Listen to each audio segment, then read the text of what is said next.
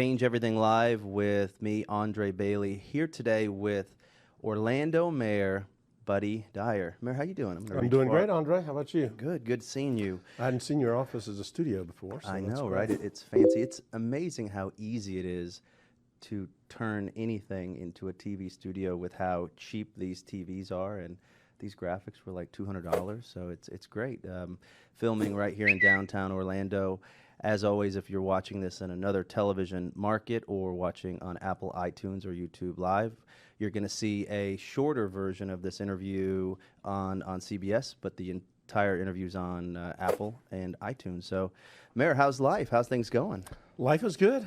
What's it like being the mayor, one of the longest, we were talking before we started, you're one of the longest tenured mayors in America. Well, I like to tell my other mayor friends, and I'm very active in the U.S. Conference of Mayors, so I have friends all around the country, but I like to tell them that I'm the happiest mayor in America, and they're, oh, come on, how can you be the happiest mayor? And then I start talking about Sunrail, about our venues, about Medical City, about Creative Village, and they say, okay, we kind of get it. Your city's on a roll, and it's a good time to be the mayor of this great city.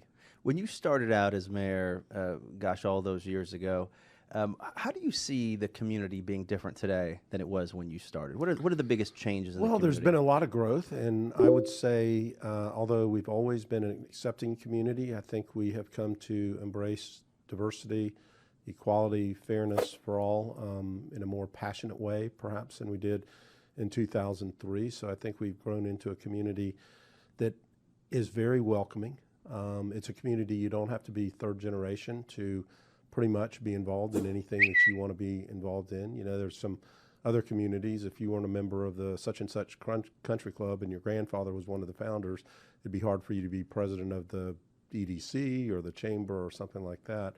But we're a community that I'd say probably 15-20% were born outside the United States even. So there's not that many like you and I that actually grew up here, and well, I was born a mile from where we are right now. You were born at Orlando Health down the road, or Florida Hospital? Well, it was Orange Memorial Hospital. So your parents lived in Osceola County, came up here to the big hospital in Orlando. I'm a hair older than you, and we'll concede Andre and I both graduated from the same high school. Osceola High School. Cowboys with a K. A few years different, but back then I was born in 58. You were either born at home or you drove up to Orlando. So most of the babies that were born in Kissimmee at that time were born at Orange Memorial. Wait, born at home. What do you mean by that? People would give birth? Midwives, yeah. Okay, in their home. Okay, so you. There was not a hospital where you could go to be born. That's fascinating. So, what made you want to go into politics? You're a young man. You've already, made it big in the kitty litter, industry, and no, but you had the world in front of you. Why politics? What motivated you there? It's going to sound corny, but it's one of those things. When I went to Brown, it was the most expensive school in the country, and I came out with about $4,500 worth of debt at 3%, and I had so much scholarship money and grant money that I was able to go to a prestigious school like that, and it was mostly federal-related money. So I felt like I had some obligation to give back, and I know that's a little bit corny, but I always thought public service was a way to do that, and I was able to do both lawyering or practice law and public service for 10 years. So it worked out well for me that I was in a profession that I could practice and earn a living, and also be able to be in the legislature at the same time. So you spent 10 years in the Florida legislature? 10 years as a state senator, and I was the minority leader for 3 of those. Wow, what was that like? How was that different than being mayor of a big city? Totally different, and I was there during a really good period of time, although I shouldn't say that exactly, because I'm a Democrat, and the Democrats went from being in the majority to the minority. But Lawton was governor for 6 years, and Jeb Bush was governor for 4 years. The year I got to the Senate, there's 40 senators in the state of Florida. There were 20 Republican senators and 20 Democratic senators. And of the 40, 19 were freshman senators. So that was probably the most unique Senate class that the state has ever had. We were unable to elect a Senate president because it remained deadlocked 2020 on that, and we eventually decided to share power during the 2-year period. There would be a Republican president one year and then a Democratic president the other year.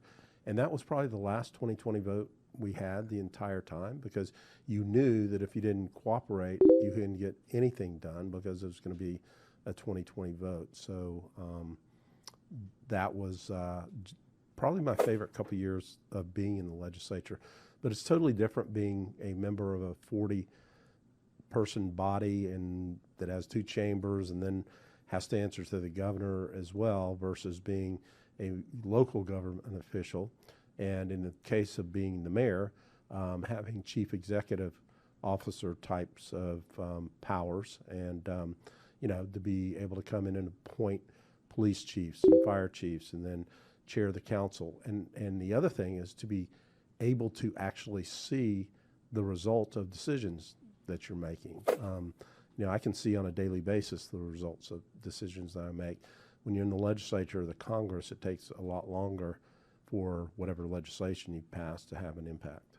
Yeah, I've often thought, Florida is the second most transient state in the union behind Nevada and Orlando. A lot of people from all over the place.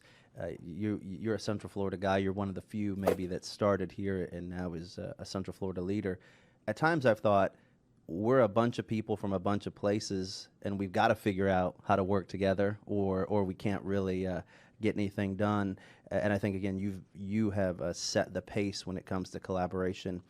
As a Democrat, you've done something I also think is pretty unique. You work really well with business leaders. I mean, again, in the theory of politics, the business community and those on the left are always supposed to be opposed to each other. Well, it's just how it plays out in the theater of politics nationally. But you have always been someone who's been able to work well with the business community, even though you're a Democrat and you're on the left. How do you bridge that gap? How have you always done it? I guess there's a recognition that when we talk about jobs, it's businesses that create the jobs. So how can you be against business if you're for people? I hadn't really thought about that, Andre, but I do remember one year in the legislature where I was the #1 ranked senator for Associated Industries, which represents the business community, and the #1 ranked senator for labor.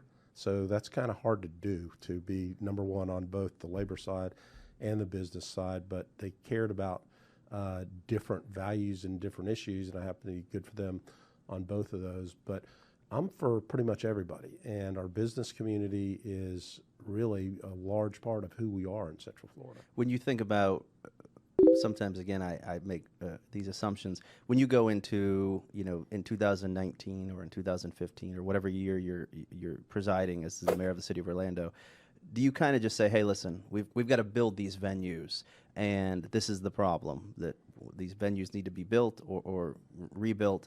Who's going to help me get that done? Is it more practical to you, collaboration at times, that you see that without the business community and without sometimes even the faith community or others, that you can't bring in this community the political will or the resources to get to bear? Is sometimes collaboration, putting it differently, the practical need to solve a problem?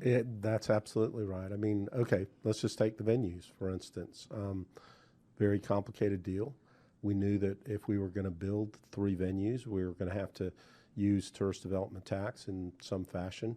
City of Orlando doesn't control the tourist development tax. Orange County does, and the tourism community has the largest voice in how tourist development tax is used. So going and getting Disney and Universal and Hotel and Lodging Association on board to spend some tourist development tax in downtown on venues is important. So maybe there's collaboration by necessity is what you're suggesting. But then you need all types of people on board. And one of the reasons we put that venue package together the way we did is we brought the arts community and the sports community and the entertainment community all together, because different parts of that supported different pieces. So some people were supporting the Citrus Bowl, some people were supporting having the new arena, and some people were supporting the Performing Arts Center. So it was better to have it as one package than competing against each other.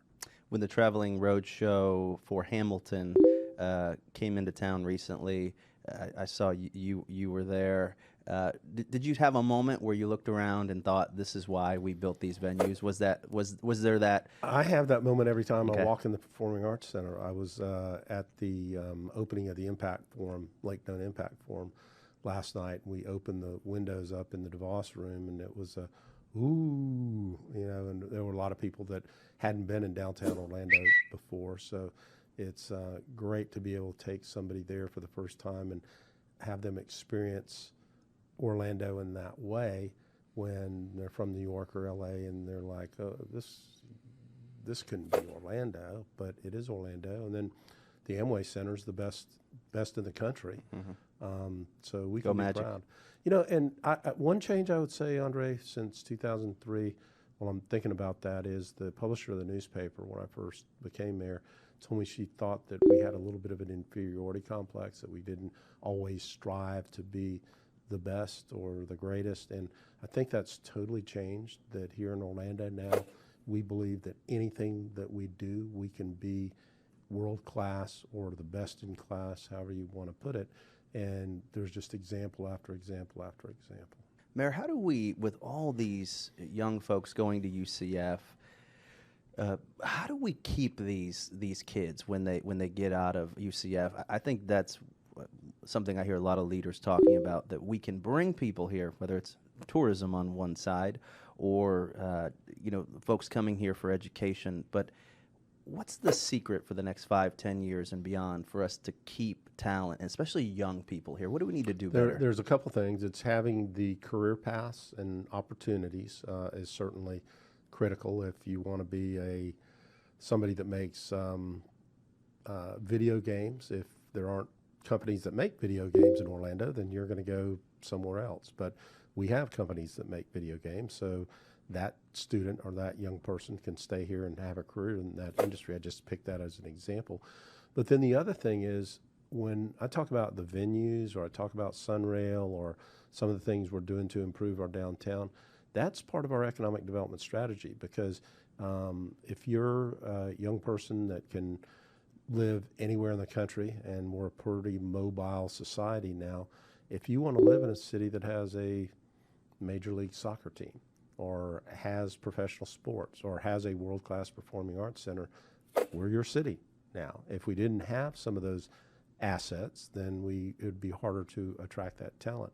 And a lot of the talented young people want to live in a downtown environment. And 20 years ago, we didn't have anywhere really to live in downtown. And now we've got a lot of different options for people to live in our downtown. And then the other benefit that we have with our downtown is, because we grew up later, we have all these great single-family neighborhoods surrounding our downtown. In about a 10-minute walk, you can walk from your office to Delaney Park, or College Park, or Thornton Park, or Audubon Park. So having that close proximity is great for retaining and attracting talent as well. Does culture and coolness matter in keeping young folks? What do you think? Absolutely, it does. And one of the indicators is whether you have a lot of live music or not. Believe it or not, I mean, just I agree. some of the things, and we have a lot of live music between Disney, Universal, but then just in downtown, and people are creating more opportunities. Plaza Live. So every time I turn around, there's a different venue opening up to offer that type of thing. So we're going to rival Austin in that regard soon. Hey, listen, we don't want to be weird, but we want to be cool. So, Mayor, you've been the mayor through some really good times. You've also been mayor through some very challenging times. We've had some storms hit us. We've had the Pulse tragedy. What was the most difficult day for you as mayor of the city of Orlando? Pulse, for sure, June the 12th, 2016. Nobody wants to have their community go through something like that. And unfortunately, it seems like every week now there is another mass shooting of some sort. And we continue to reach out to other communities, Pittsburgh, Las Vegas, to assist them in any way we can, because unfortunately we have some expertise in what to do after, in terms of victims assistance and how to rally your community to get together. But June the 12th was something that prior to that day, I couldn't even have imagined going through something like that. But in that same regard, it was the worst day in the history of our city. But I couldn't be more proud of our city and how resilient we were and how we united together to support the victims, to support the families, and to support each other. And how the world, the country, and really the world rallied around with love. And, we've had so many of these mass tragedies. It seems like people rallied around Orlando in that particular incident. I can't explain why, but it seems like more so than just about any of them. You saw the Eiffel Tower and bridges in London and the Sydney Opera House in Australia lit up in rainbow colors to support Orlando. So we try whenever we can to pay it forward and try to help other communities. Yeah, the moment that just sticks out in my mind the most about the first few hours is you come to the podium. It's 9, 10 o'clock. It could have been earlier. The first press conference, it was light out, and you're talking about what happened, and you go and you say the number of victims. That was the second press conference. Okay, and I've seen you do a lot of press conferences. I've seen you at 100 events, and you're reading a statement, and you say the number, and your voice just cracks, and you stop. Do you remember that? Absolutely. What was the emotion at that moment? That was the toughest public moment I've had in my entire career in any possible way, because what had happened was we only had anecdotally guesstimates at what the numbers of casualties were. So when we walked out for the first press conference, one of the officers that had been inside said there was at least 20 dead. But we didn't know how many people were dead. Could have been less, could have been more, but you didn't know. Just somewhere in that general range. So we weren't going to give a number at the first press conference, because I thought it was critically important that whatever information we're conveying is accurate, not something that we're guessing at or speculating about. So we got to the end of that press conference, and we were doing Q&A, and one of the reporters asked the chief, "I understand that there are 20 dead, is that right?" And the chief said yes, which was accurate, because there were 20 at least. So I turned around and walked and grabbed the chief as we were walking away, and I said, "We have to figure out what the real number is and be able to convey that at the next press conference, and we're not going back out until we know that." Well, unfortunately, they had determined that. Heather came walking toward me. She was all white-faced and said, "We just, while you were out here, been able to determine that it's 50 that are dead." So having to convey that, and I just looking at the very seasoned media people that were there, you could see in their faces it was they all took a deep breath too. So it wasn't just me, but that was probably the most difficult news I've ever had to deliver. Mayor, going through that, what is the advice that you give leaders in other communities, mayors in other communities that go through a tragedy like this? Have a communication plan. So some are practical things. Like a mistake we made day one was where we set up a reunification center that was accessible to the press, and victims' families were being harassed as they were trying to come in and find out information. So we moved over to Camping World Stadium.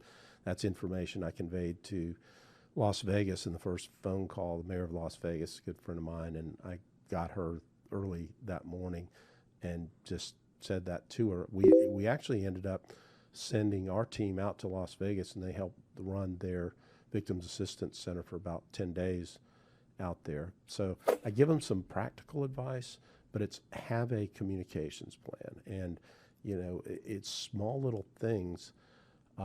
We had done a charrette. We always do a tabletop exercise, emergency management exercise every year. And happenstance, we're usually doing hurricane simulations.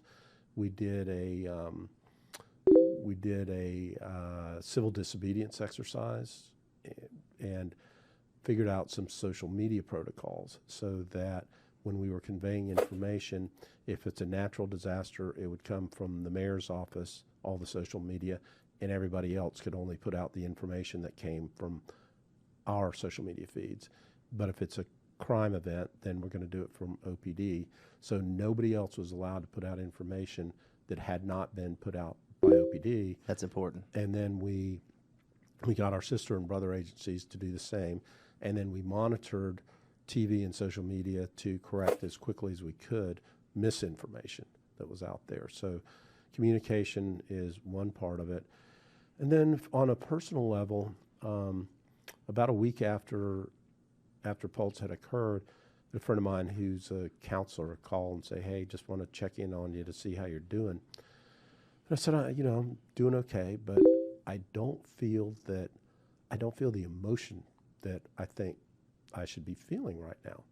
And she said, "Well, that's actually good because you're leading our community and you can't be having emotion that keeps you from doing your job. You have to do your job." And I told that to my staff when we were doing a joint counseling session.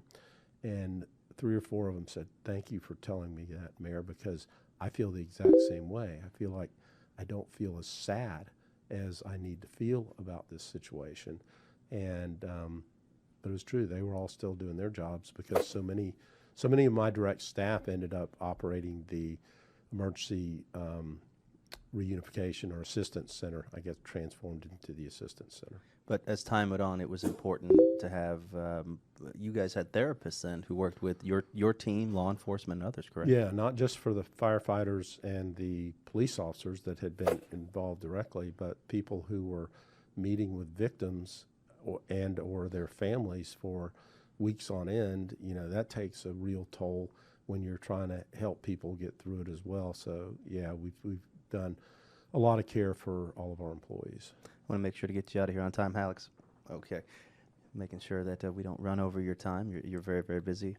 Mayor, where do we go from here as a community? What are 2 or 3 things that are incredibly important for the city of Orlando to be all that it can be, in 2019, but 2020, 2025, beyond?